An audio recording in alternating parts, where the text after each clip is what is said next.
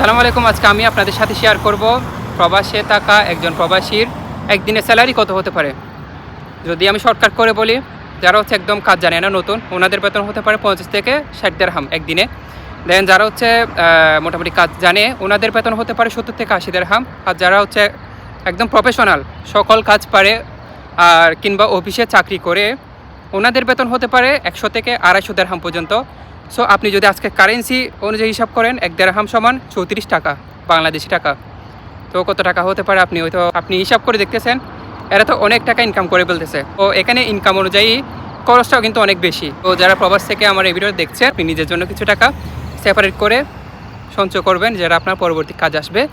আর হচ্ছে যারা দেশ থেকে দেখছেন, আপনার জন্য ছোটো একটা রিকোয়েস্ট, সেটা হচ্ছে আপনার কোনো কাজ শিক্ষা ছাড়া প্রবাসে আসবেন না। যদি প্রবাসে আসেন তাহলে অনেক কষ্ট করতে হবে। যদি আপনি হাতের কাজ জানেন, এখানে অনেক মূল্য আছে আপনার। এরকম রিয়েল লাইফ নিয়ে আরও ভিডিও পেতে চাইলে আপনি আমার আইডিটা ফলো করে রাখতে পারেন, আমাকে ফলো করে রাখতে পারেন। ধন্যবাদ সবাইকে।